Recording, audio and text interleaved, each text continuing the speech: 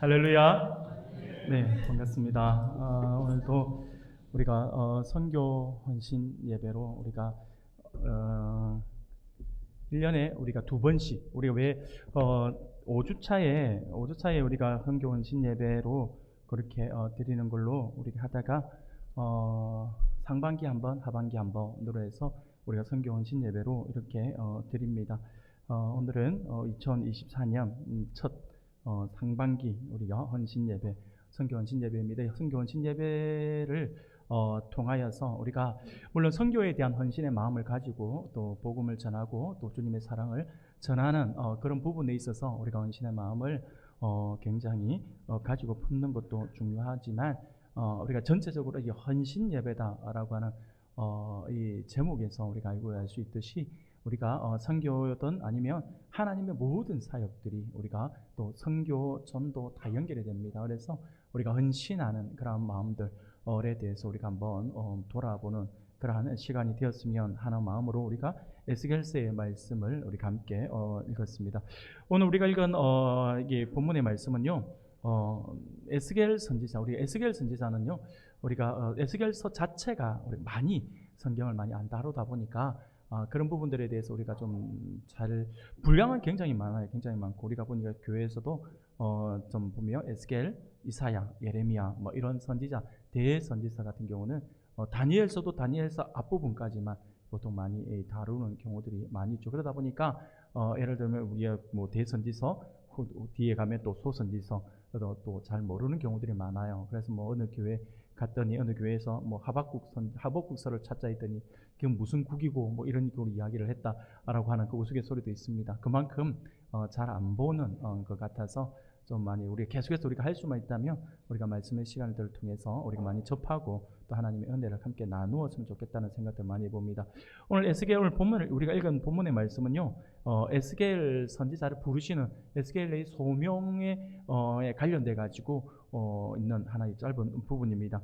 하나님께서 에스겔을 패역한 이스라엘 이스라엘 백성들을 향해서 하나님의 말씀을 선포하도록 지금 선지자로 부르시는 에스겔의 소명 사건을 다루고 있습니다. 전체적인 오늘 우리가 읽었던 1절부터 2장 1절부터 7절까지의 말씀을 우리가 읽었는데 전체적으로 1절부터 7절까지의 말씀 우리가 한번 살펴보면요. 먼저 1, 2절 말씀을 통해서 하나님께서 하나님의 영광 앞에 엎드린 에스겔을 하나님의 영으로 다시 일으켜 세우시며 이제 그를 일으켜 세우셔서 그에게 말씀을 주고 있는 그러한 장면입니다. 그리고 3절부터 5절까지는요. 하나님께서 그렇게 일으켜 세운 에스겔에게 하나님께 선택받아 구별되게 세워주신 백성임에도 불구하고 타락하여서 하나님을 떠난 이스라엘 백성들에게 에스겔을 파송하시는 거죠. 에스겔을 파송하시면서 패역한 이스라엘 자손이 듣든지 아니 듣든지 하나님의 말씀을 전하여 그들 가운데 선지자가 있음을 알게 하라라고 말씀을 하고 있습니다.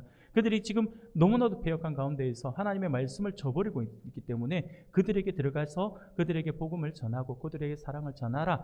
듣든 안 듣든 너는 너의 직무, 너의 책임을 다하라라고 이렇게 말씀을 합니다. 그리고 6절, 7절 말씀에서 이 패역한 이스라엘을 두려워하지 말며 그들의 반응에 개의치 말고 하나님의 말씀을 선포하라라고 명령하고 있는 것이 오늘 우리가 읽은 본문의 말씀입니다. 이 전체적으로 1절부터 7절까지의 말씀을 보며 그것이 물론 에스겔과 이스라엘 백성들과의 사이에서 일어난 어떤 하나의 큰 사건 정도로 우리가 볼 수 있지만 그들의 관계 안에서 볼 수 있는 걸로 볼 수 있겠지만 이것이 오늘 우리들에게 너무나도 유사합니다. 우리들의 삶과 우리들의 모습과 지금 우리 사회와 너무나도 비슷한 것 같습니다. 그래서 오늘 하나님께서 에스겔에게 말씀을 주고 있지만 이 말씀이 오늘 우리들에게 주시는 말씀인 줄 알고 우리가 하나님께서 나를 왜 부르셨는지 그리고 나에게 어떤 사명을 안겨주셨는지에 대해서 우리가 함께 살펴보는 그런 시간이 되었으면 좋겠습니다. 오늘 선교 헌신 예배를 통하여서 이 시간을 통해서 오늘 본문의 이 말씀을 우리가 통하여서 하나님께서 하나님께 부름을 받은 우리가 왜 헌신자의 삶을 살아야 하는지 대해서 우리가 함께 살펴보면서 영혼 구원과 선교 그리고 모든 하나님의 사역에 있어서 헌신자로서의 삶을 다짐하는 은혜로운 시간이 되기를 소원합니다.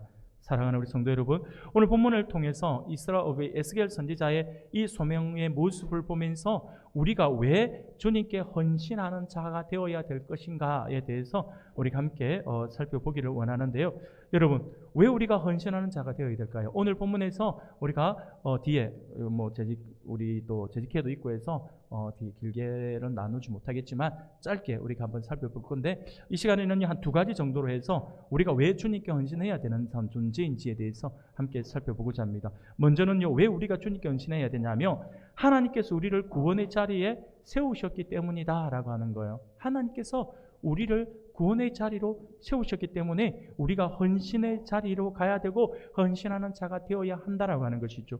1절 말씀을 보니까 우리 1절 다 같이 한번 읽어볼까요? 같이 읽겠습니다. 시작. 그가 내게 말하리라. 아멘.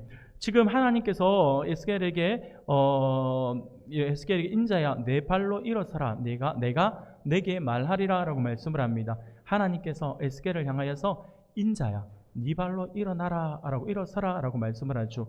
이는 앞서 1장 마지막 부분에 보면 이렇게 말씀을 해요. 에스겔 1장 28절 말씀을 보면 그 사방 광채의 모양은 비 오는 날 구름에 있는 무지개 같으니 이는 여호와의 영광의 형상의 모양이라. 내가 보고 엎드려 말씀하시는 이의 음성을 들으니라 라고 말씀을 합니다. 무슨 말입니까? 에스겔이 지금 하나님의 영광을 본 거예요. 하나님의 영광을 본 거죠. 하나님의 영광의 그 형상의 모양을 하나님께서 에스겔에게 직접 보여주셨다라고 하는 것이죠. 에스겔의 입장에서는요, 엄청나게 충격적이지만 이것이 하나님께서 나에게 보여준 영광이기 때문에 그에게는 더할 나위 없는 은혜의 시간이었습니다. 그런데 이렇게 하나님의 형상의 모양을 보았던 에스겔이 하나님의 영광의 위엄 앞에 경외감을 느껴서 땅에 엎드렸다라고 하는 것입니다. 죄인 인간은 하나님의 영광의 위엄 앞에 서 있을 수가 없어요. 이것은요, 구약시대에서 끊임없이 우리에게 보여주고 있는 장면입니다. 뭐냐면 하나님의 임재하심이 있으면 오늘날 우리 같으면 우리 예수 그리스도의 은혜, 보혈의 그 은혜로 말미암아 우리가 마라나타 주 예수여 어서 오시옵소서라고 손들고 맞이할 수 있겠지만 과거 구약시대는 그렇지 않았습니다. 구약시대는요, 하나님의 임재는 곧 무엇과 같았냐면 죽음과도 직결됩니다. 왜냐하면 하나님의 임재 자체가 너무나도 거룩하니까요. 너무나도 거룩한 그 거룩함 앞에 죄인된 인간은요, 거기에서 소멸될 수밖에 없다라고 하는 것이 이스라엘 백성들이 가졌던 두려움이에요. 두려움. 그렇기 때문에 내가 아무리 깨끗하게 살았다 하더라도 하나님의 영광 앞에 섰을 때는 아이고, 내가 이제 죽었구나. 내가 하나님의 영광 앞에 내가 죽었구나. 내 안에 숨겨두은 죄, 내가 회개하지 않은 죄가 있다면 나는 반드시 소멸되고 말겠지라고 생각했던 것이 당시의 백성들의 모습이었어요. 그러다 보니까 하나님의 영광이 임했다라고 하면 자연스럽게 엎드릴 수밖에 없어요. 이거는요, 오늘 우리는 물론 조금 전에 제가 마라나타 주 예수여 어서 오시옵소서라고 맞을 수가 있겠지만이라고 말씀을 드렸지만 그게 사실은 또 그렇지는 않아요. 우리 가운데 하나님의 영광이 지금 이 자리에 가득히 임하면서 하나님의 임재하심을 내가 몸으로 느끼게 되잖아요. 그럼 우리가 손들고 할렐루야 할 수 있을까요? 못합니다. 우리 또한 그 영광에 짓눌려서 눌려니까 나도 모르게 자연스럽게 엎드릴 수밖에 없다라고 하는 것이죠. 이게 우리 피조물인 사람의 어떤 본성이라고 볼 수 있어요. 하나님 앞에서. 물론 그러다가 우리가 그 영광이 천국에서는요, 계속해서 끊임없이 우리에게 주어지니까 우리가 이제 그때는 우리가 마음껏 하나님 앞에서 자유함을 누릴 수가 있겠지만 처음 우리가 보지 못했던 그 영광을 보게 되면 엎드릴 수밖에 없어요. 왜냐하면 우리 안에 죄성이 있기 때문이죠. 그래서 죄인인 인간은요, 절대로 하나님 앞에 서 있을 수가 없어요. 하나님께서는 그렇게 당신의 영광의 위엄 앞에 엎드린 에스겔에게 향하여서 이 1장 마지막에서 그렇게 엎드려 있는 에스겔에게 오늘 2장에서 하나님께서 말씀하신 것이 일어서라 라고 말씀을 하는 것이죠.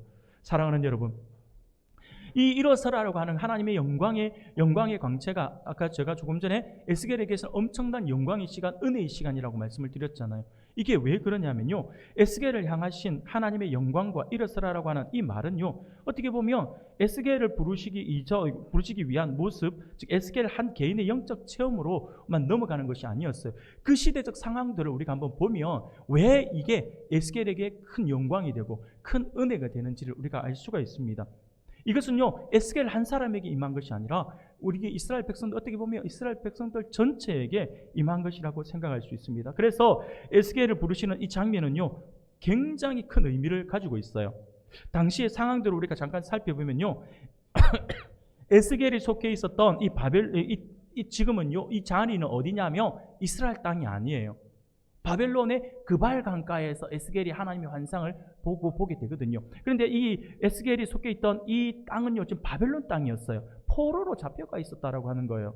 그러니까 바벨론 땅의 유다 공동체는요, 이 바벨론에 의해서 이스라엘 백성들은 전체 3번에 걸쳐서 포로로 끌려가게 됩니다. 1차, 2차, 3차에 의해서 포로로 끌려가게 되는데, 에스겔이 못 잡혀가서 있었던 이때는요, 2차 포로 때예요. 2차로 포로로 잡혀간 그때예요. 근데 중요한 것은 뭐냐면요, 유다 백성들이 하나님의 심판으로 인해서 바벨론의 1차로 포로로 잡혀간 이후에 오늘 본문에 에스겔이 하나님의 음성을 듣는 그 순간까지 2차로 잡혀간 그곳에서 에스겔이 하나님의 부르심에 응답하는 그때까지 시간은 대략 한 12년 정도의 시간이 흘렀다라고 볼 수 있습니다. 그런데 왜 제가 12년이라고 하는 것을 딱 꼬집어서 이야기하냐면, 바로 하나님께서는요, 바벨론 땅에 거주하던 유다 백성들을 향해서 하나님께서 이 12년 동안 어떤 말씀도 하시지 않으셨다라고 하는 거예요. 하나님의 영감에 사로잡혀서 주의 말씀을 대언하는 선지자들도 없었던 시대였습니다. 포로로 잡혀갔잖아요. 여러분, 유다 백성들 입장에서는요, 이게 너무나도 큰 충격이고 너무나도 힘든 거예요. 물론 그들이 분명히 하나님께서 이스라엘 백성들에게 패역한 백성이라고, 나를 떠난 백성, 나를 버린 백성이라고, 심지어 뻔뻔한 백성이라고 그렇게까지 이야기를 하고 있지만, 그럼에도 불구하고 이스라엘 백성들에게 있어서 항상 이 안에 내재되어 있는 게 뭐냐면, 하나님의 백성이다, 하나님이 우리가 힘들 때 우리를 도우실 것이다, 하나님 우리와 함께 하신다라고 하는 그 신앙이 굉장히 자리 잡고 있었어요. 그런데 정말 힘들 때잖아요. 지금 이 유다 이스라엘 땅에서부터 지금 포로로 끌려가서 바벨론 낯선 땅에 잡혀가서 포로 생활을 하는 거예요. 포로 생활을 하는데 뭐 호텔 생활을 하겠어요? 아니면 거기서 뭐 편안한 생활을 하겠어요? 얼마나 힘들겠습니까? 껄핏하면 매 맞아야 되고, 껄핏하면 구박을 받아야 되고, 얼마나 힘들겠어요? 밤에 뭐 다리라도 쭉 뻗고 잠이라도 잤겠습니까? 굉장히 불편하고 굉장히 힘든 시기죠. 그러면 이때는요, 아무리 패역한 백성이라 하더라도 내 삶이 고뇌고 내 삶이 힘들면요, 그냥 내가 평소에 신앙을 안 가지고 있다 하더라도 하나님 함께 찾을 수밖에 없는 거죠.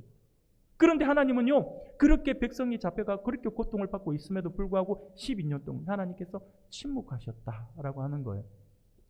그러니 백성들 입장에서는요, 너무나도 어려워요. 현실에 포로라고 하는 그 현실의 어려움들도 어려움이겠지만, 하나님의 말씀이 없다라고 하는 것은요, 그들에게 너무나도 고통스러운 거예요. 하나님의 말씀이 없다, 이 말은 어떤 말과 같냐면 미래가 없다라고 하는 거죠. 소망이 없다라고 하는 거예요. 내가 예를 들면 우리가 뭐 프로생활을 하다가 하나님의 말씀이 있고, 아니면 뭐 우리가 희망이라고 소망이라고 하는 게 있으면, 내가 3년 뒤에 이곳을 탈출할 수 있다, 빠져나갈 수 있다라고 한다면 어떻습니까? 버텨나가는 거예요. 형제들이 군대 갈 때 그러잖아요. 군대 가면 요즘에 굉장히 그 달수가 많이 짧아졌잖아요. 옛날 군대 그러면 3년이라고 하는 게 딱 박혀 있었잖아요. 예. 근데 3년 군생활 요즘 3년이 아니죠. 예. 저도 3년 안 했습니다. 3년 안 했고, 지금은 훨씬 더 짧아진 걸로 그래 알고 있습니다. 굉장히 짧잖아요. 근데 그럼에도 불구하고 군대 가는 건 너무 힘들어요. 그렇기 때문에 어떤 친구들은요, 수첩 꺼내가지고 수첩에다가 이제 이게 사선으로 날짜를 지워요. 그러면 요즘은 좋아요. 요즘은 내가 들어간 날짜를 알면 나오는 제대 날짜를 알아요. 그렇기 때문에 체크하기 쉬워요. 저희들 때만 하더라도 들어가는 날은 있지만 나오는 날은 대략만 알아요. 대략. 그게 왜냐하면 그게 한꺼번에 날짜에 나가 들어가는 게 아니라 이렇게 묶어서 나라에서 이번에는 며칠부터 며칠까지 들어온 아이들 나가, 뭐 이렇게 해야지만 제대를 할 수가 있어요. 그렇기 때문에 굉장히 어려워요. 그런데 내가 언젠가는 제대를 한다, 그죠? 예, 우리가 흔히 말하는 군대에서 이야기하는, 자주 쓰는 말이 당 모가지를 비틀어도 국방부 시계는 간다, 뭐 이렇게 이야기를 많이 해요. 그렇게 하듯이 시간은 반드시 가게 되어 있어요. 그 말은 무슨 말이냐면 언젠가는 내가 제대한다라고 하는 소망이 있잖아요. 그렇기 때문에 내가 버틸 수가 있는 거예요. 그런데 이스라엘 백성들이 포로로 잡혀갔잖아요. 포로로 잡혀간 이스라엘 백성들에게 하나님의 말씀이 없다라고 하는 것은요, 소망이 없다라고 하는 거예요. 희망이 없다라고 하는 거죠. 언제 내가 이 포로 생활을 끝낼 수 있는지 모른다라고 하는 거죠. 그렇기 때문에 더 소망이 없고 미래가 없는 것은요, 더욱 절망적인 상황이었다 할 수 있습니다. 그렇게 긴 시간이 흘렀어요. 12년이라고 하는 시간이 흘러간 거예요. 이스라엘 백성들 입장에서는요. 그런데 그렇게 시간이 흐르고 난 뒤에 드디어 하나님께서 에스겔을 통하여서 긴 침묵의 시간을 깨시고 다시 말씀을 하셨다라고 하는 거죠. 그러므로 에스겔을 부르신 이 장면은요, 실로 에스겔뿐만 아니라 이스라엘 전체에게 있어서 굉장히 감격스럽고 놀라운 순간이었다라고 하는 것이죠. 이 사실을 에스겔이 너무나도 잘 알고 있었어요. 그렇기 때문에 이 순간은 감격으로 벅차오르는 그 환희의 순간이며 감사의 순간이었다라고 하는 것입니다. 그래서 그가 엎드린 것이 더욱더 감격에 벅찬, 하나님의 영광의 위엄에 엎드릴 때 두려워서 엎드린 것일 수도 있겠지만 너무나도 감격해서 엎드린 것일 수도 있다라고 하는 것이죠. 그렇기 때문에 이 순간은 너무나도 놀랍고 은혜로운 시간일 수밖에 없는 것이죠. 사랑하는 여러분, 그런데 우리가 가만히 한번 생각해 봅시다. 가만히 우리가 생각해 보면요, 에스겔의 이러한 감격은 우리가 보면 에스겔 한 사람만이 경험한 사건이 아니에요. 따지고 보면 우리도 경험하잖아요. 우리도 경험을 했어요. 우리들 또한 이렇게 이것을 체험한 부분이 있다라고 하는 것입니다. 물론 사람에 따라 개인차가 있기 때문에 이것이 굉장히 큰 사건으로 다가오는 것이 있을 수도 있고 그렇지 않을 수도 있다라고 하는 것이죠. 네, 아이들이 설교하고 있는 것 같아요. 왜 자꾸 저쪽을 쳐다보시는지. 예. 떠들어도 저는 지금 달리고 있는데 왜 이쪽으로 안 보시고 자꾸 아이들 쪽으로 시선을 돌리시는지 모르겠어요. 예, 아이들은 떠드는 게 당연한 겁니다. 그러니까 내버려 두시고, 그래도 앞에 앉아 있으니까 저거 이야기하는지도 모르고 지금 저를 하고 있잖아요. 그러니까 아이인 거죠. 자, 이쪽을 신경 쓰시고요. 여하튼 사람에 따라서 개인차가 있겠지만 하나님께서 우리를 가만히 생각해 보세요. 하나님께서 우리가 멸망의 구렁텅이에 빠져서 죽음을 향해 가고 있는 우리 인생을 불러서 구원의 자리에 서게 하시고 하나님의 자녀 삼아 주신 그 구원의 순간을 한번 생각해 보자라고 하는 거죠. 하나님께서 우리에게 어느 순간 다가오셔서 나에게 은혜 베풀어 주시고 나로 하여금 구원의 그 역사 가운데로 있을 수 있도록, 그 은혜 가운데 있을 수 있도록 하나님께서 우리에게 다가와 주셨다라고 하는 것입니다. 물론 이것이 있잖아요, 각 개인의 개인차가 있을 수 있어요. 이것이 나에게 아주 충격적인 사건으로 다가오는 사람이 있을 수 있고요. 또 어떤 사람은요, 너무나도 자연스럽게 다가왔기 때문에 그때가 감격이 그렇게 크지 않을 수도 있어요. 전자는요, 중간에 예수 믿은 사람이기 때문에 믿은 사람은요, 크게 감격으로 다가올 수 있어요. 그런데 후자 같은 경우는요, 모태신앙 같은 경우는 그렇지 않을 수도 있어요. 어릴 때부터 당연하게 생활해 오던 것이니까요. 그렇기 때문에 분명히 개인차는 있겠지만 대부분의 사람들은요, 하나님의 구원의 역사, 구원의 은혜를 우리가 기억한다라고 한다면 이것은 우리에게 엄청나게 큰 은혜로 다가올 수밖에 없어요. 태초 이래로 우리를 향하여 가지셨던 하나님의 그 구원의 계획이 긴 시간의 침묵을 깨고 드디어 현실로 드러난 엄청난 사건이기 때문이죠. 사랑하는 여러분, 이러한 엄청난 첫사랑의 감격을 가진 하나님의 사람들, 그 사람들이 바로 우리들입니다. 그렇기 때문에 첫사랑의 감격과 기쁨을 결코 잊어버리는 잘못을 범해서는 안 됩니다. 오히려 이러한 첫 처음 사랑의 감격과 기쁨을 더욱 견고하고 뜨거운 신앙으로 만들어갈 의무가 우리에게 있다라고 하는 것이죠. 소아시아 7교회 가운데 요한계시록의 소아시아 7교회 가운데 에베소 교회에 대하여 하나님께서 우리 주님께서 책망을 하실 때 무엇이라 책망을 했습니까? 첫사랑을 잃어버렸다래요. 사랑하는 여러분, 우리가 하나님의 구원의 감격을 체험했다고 한다면 그것을 잃어버리면 안 됩니다. 그것을 잊어버리면 안 되고 오히려 시간이 지나면 지날수록 그때의 그 감격이 태화되는 것이 아니라 우리의 신앙은요, 가면 갈수록 그 사랑이 뜨거워져야 돼요. 타올라야 합니다. 그게 하나님께서 우리에게 주신 은혜입니다. 그것을 우리가 그렇게 만들어가야 될 책임과 의무가 있다라고 하는 것이죠. 사랑하는 여러분, 그러한 뜨거운 신앙으로 만들어갈 의무, 그것의 첫 시작이 바로 하나님을 향한 우리의 헌신의 마음이라고 할 수가 있을 것입니다. 그렇게 구원해 주시고 그렇게 나를 세워주셨는데 내가 무엇으로 보답할 수 있을까를 고백하면서 내가 무엇인가를 찾는다라고 한다면 그게 바로 헌신의 시작이다라고 하는 것이죠. 사랑하는 여러분, 그 헌신의 마음으로 이웃에게 우리 주님의 복음과 사랑을 증거하는 것이죠. 하나님께서 죄악 가운데서 멸망의 구렁텅이에 엎드려 있던 우리를 일으켜 세우셔서 권능의 말씀으로 불러주시고 주의 귀한 자녀 삼으신 놀라운 사랑을 우리가 항상 기억할 수 있어야 할 것입니다. 그래서 주님을 향한 우리의 처음 사랑을 우리가 기억하여 간직하되 오히려 그 사랑보다 나중 사랑이 더욱 아름답고 견고한 삶이 되도록 더욱더 힘써 노력하며 주를 향한 헌신을 다짐한 우리 성도님들이 되기를 소원합니다.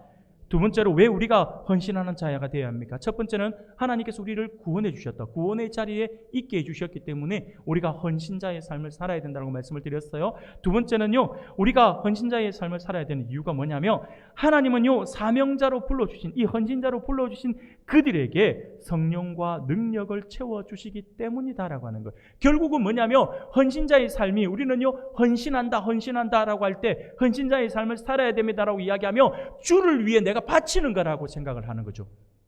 근데 사실은 아니었어요.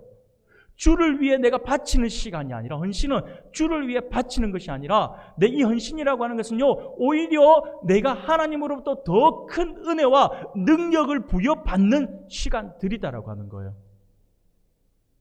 하나님은요, 우리를 세우실 때에, 우리를 부르실 때에 반드시 이렇게 역사하십니다. 2절 말씀입니다. 2절을 우리가 같이 한번 읽어볼까요? 같이 읽겠습니다. 시작. 나를 일으켜 내 발로 세우시기로 내가 그 말씀하신 자의 소리를 들으니.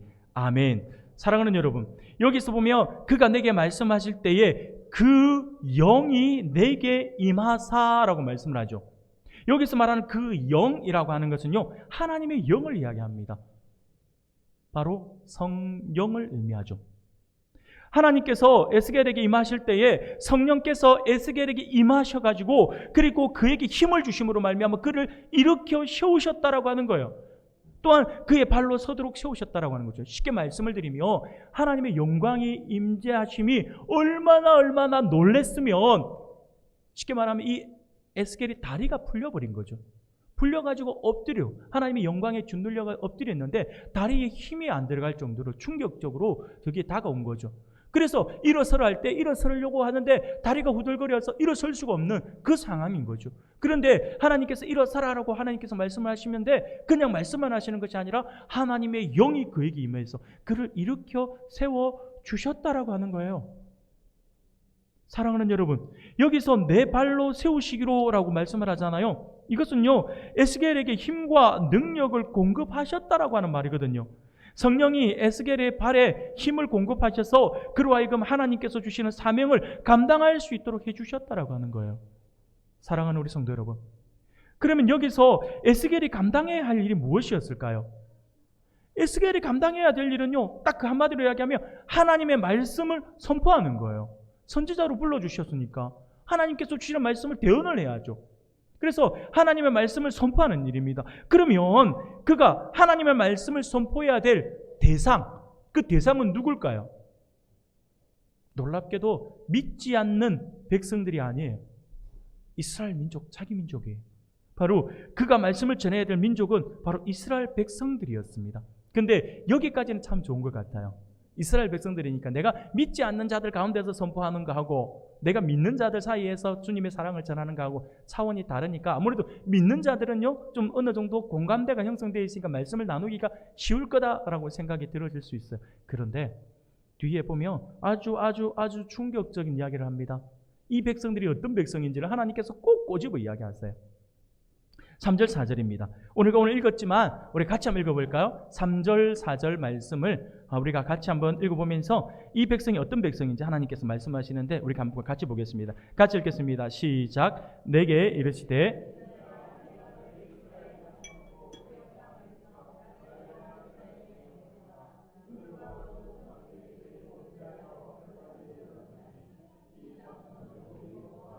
마음이 굳은 자니라. 내가 너를 그들에게 보내노니 너는 그들에게 이르기를 주 여호와의 말씀이 이러하시다 하라. 아멘. 지금 하나님께서 이 백성이 어떤 백성인지를 말씀해 주고 있어요. 하나님께서는요, 당시의 이스라엘 백성들을 향해서 뭐라고 이야기했냐니까 패역한 백성이다 라고 이야기를 해요. 나를 배반한 자다고 이야기를 해요. 얼굴이 뻔뻔하고 마음이 굳은 자다라고 말씀을 하고 있습니다. 사랑하는 여러분, 쉽게 말하면 이것은요, 우리가 볼 때는 그러니까 글로서 보니까 패역한 백성, 나를 배반한 백성, 얼굴이 뻔뻔하고 마음이 굳은 자 이렇게 말씀을 하지만 한마디로 이야기를 하면요, 거의 뭐 불량자, 깡패 뭐 그 정도 순, 정말 하나님께서 이런 표현을 할 정도면 이 백성들이 얼마나 하나님을 무시하는 백성인지, 하나님의 말씀이라고 전한다라고 하며 그래서 뭐 어쩌라고 하면서 아마 그 말씀을 전하는 사람을 오히려 때릴 수도 있는, 감옥에 가두어 버릴 수도 있는, 죽일 수도 있는 그러한 백성들이다라고 하는 것이죠. 에스겔이 하나님의 말씀을 선포해야 될 이스라엘 백성들은 바로 하나님의 말씀을 듣지 않는 마음이 강팍한 자들이었다라고 하는 것입니다. 에스겔은 바로 이러한 자들을 향하여서 하나님의 말씀을 선포해야 했다라고 하는 것이죠. 그러므로 에스겔이 감당해야 할 사명이 얼마나 힘들고 어려운 일인지 우리가 짐작할 수 있을 듯하다라고 하는 것입니다. 이는 에스겔 자신이 가진 능력과 힘으로는 도저히 감당할 수가 없는 일이었다라고 하는 것이죠. 이에 하나님께서 에스겔을 부르시고 세우시되 하나님의 영 곧 성령으로 그에게 임하게 하셔서 그의 발에 힘을 공급하심으로 말미암아 에스겔로 하여금 하나님이 주신 사명을 감당하게 하셨다라고 하는 것입니다. 사랑하는 우리 성도 여러분, 무슨 말씀입니까? 우리가 하나님 앞에 헌신자로 서겠노라고 선포하면서 헌신의 자리에 나아가면요, 결국 하나님께서 우리에게 힘을 주신다라고 하는 거예요. 하나님께서 우리에게 은혜를 베풀어 주신다라고 하는 거예요. 모든 힘을 공급해 주신다라고 하는 거예요. 그런데 많은 사람들이 착각을 하죠. 내가 힘을 얻으면, 내가 돈이 있으면, 내가 건강이 있으면 할게. 아니에요. 반대예요. 반대. 내가 없어도, 내가 힘들어도, 내가 가난하지만, 내가 시간이 없지만 내가 헌신의 자리에 가겠다라고 한다면요, 하나님께서 그 없는 것들을 다 채워주신다라고 하는 거예요. 채워주시면서 우리에게 힘을 공급해 주신다라고 하는 거예요. 나에게 능력이 없어요. 그러면 엎드려야죠. 주일학교 우리 아이들 가르치다 보면 우리가 교사 세우기가 참 어려워요. 우리 교회는요, 아직 아이들이 많이 없다 보니까 교사 세우고 하는 데 있어서 큰 어려움은 없어요. 근데 조금만 큰 교회를 가면요, 교사 안 하려고 해요. 특히 중등부 교사는 절대 안 합니다. 중학생들 절대 안 하려고 하죠. 청소년들 절대 안 하려고 합니다. 왠지 아세요?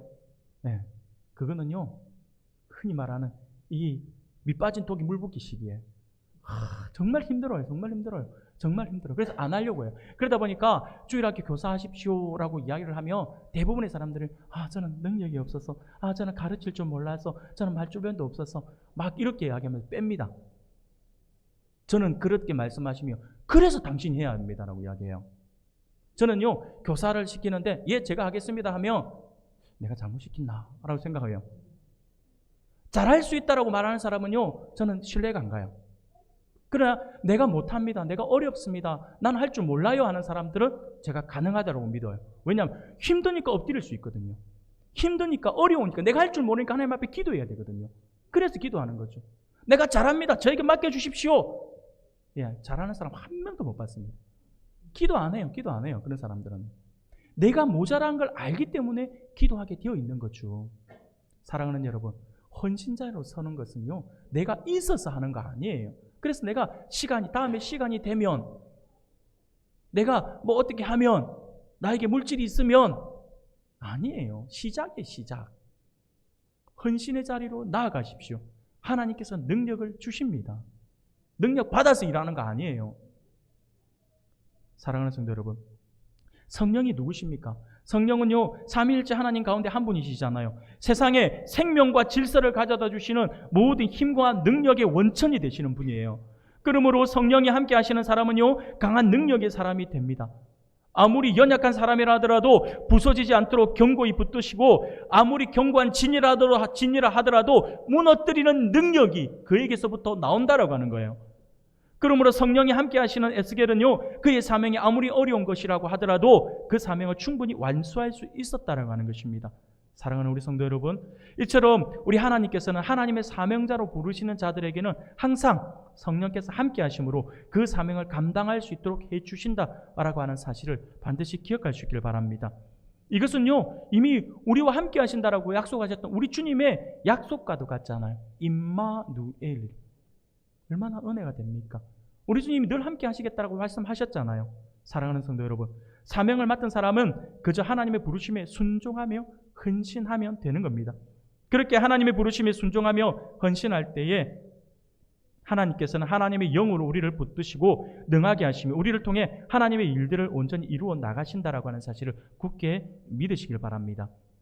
그래서 우리를 부르신 주님의 음성에 순종하여 헌신함으로 말미암아 하나님의 놀라운 역사를 우리가 체험하는 우리 성도님들이 되시기를 소원합니다. 사랑하는 성도 여러분, 오늘 선교 헌신 예배를 통해서 우리에게 주시는 말씀을 기억할 수 있기를 바랍니다.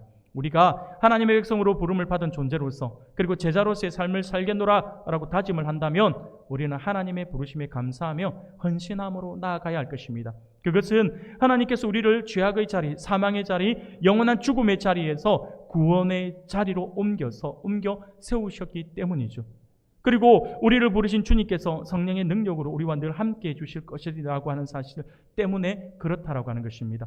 이 사실을 우리가 기억해서 날마다 하나님의 부르심 안에서 그리고 오늘 선교에 대한 헌신뿐만 아니라 신앙의 모든 부분, 하나님께서 맡겨주신 모든 부분에서 헌신자의 모습으로 나아감으로 하나님을 더욱더 기쁘시게 하고 하나님을 영화롭게 하는 우리 모든 성도님들이 다 되시기를 주님의 이름으로 축원합니다.